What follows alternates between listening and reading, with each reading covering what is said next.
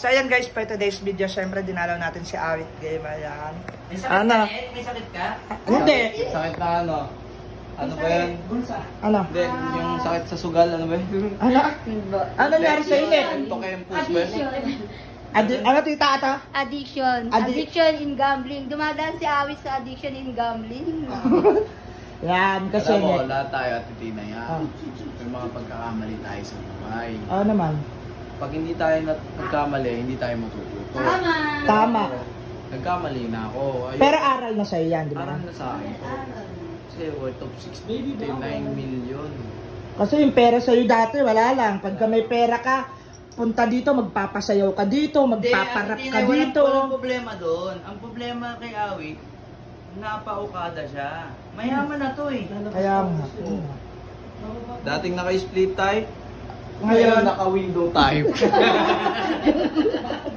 Naka-duct tape pa, parang naka-duct tape pa. Pero seryoso, matututo ka na, Awit. Babalik at babalik ka naman, di ba? Babalik at babalik ka sa... Babalik ako sa simula at kung saan ako nagmula. Hindi kung saan ako pupunta. Diba? Kung saan ako pumunta. Pero, Net, hindi man kami sa financial, alam mo yan, nandito lang kami para sa Hindi ko iyo. naman kailangan ng financial at kagaya nga ng post ko kanina, kung kailangan ko lang appearance at presensya ng mga taong Oh, hindi porket nag-post ka, pumunta kami, alam mo yan, lagi tayo magkasama. Oh. Wait lang, si Dindo may gustong sabihin Ano kanina gusto? eh. Ano yung sasabihin ko? Kaya Awit sabi mo, ano nangyari kay Ano Awit? wag? Kasi grabe naman, siyempre nakakabigla naman talaga yung ganun ni... Pero ano, siyempre, at least nagpakatotoo siya, yun ang pinaka-importante sa lahat. Noong una-una, nababali-balita ko. Siyempre, sinasabi ko talaga, siyempre, ang laki ng pera. kahit sino naman meron 69 million. 69 Diba? million, ilang bahay at lupa. Hindi, ibig sabihin ko, kung sinong taong meron 69 million ngayon, baka ang ganda na ng buhay lalo.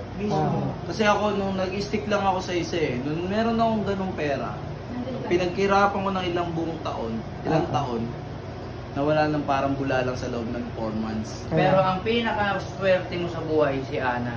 Si Ana talaga. Hindi ka iniiwan, mulat sa pool. May magbibigay sa yung ano ngayon, 50M. Iwalay mo lang si Awit, papayag ka? Hindi daw, ang sarap naman, Net, ah. Net, ang sarap oh. May nag-comment ka doon, nabasa ko, sabi ko, iiwanan ka na yan kasi wala ka ng pera. Ay, malabo. Malabo. No, Ana, no, malabo. Kaya yun guys, syempre, nandito kami para tulungan din si Awit mag-ayos ng gamit. Kahit wala tayong pera, Ah? mabubuhay tayo. Matagal.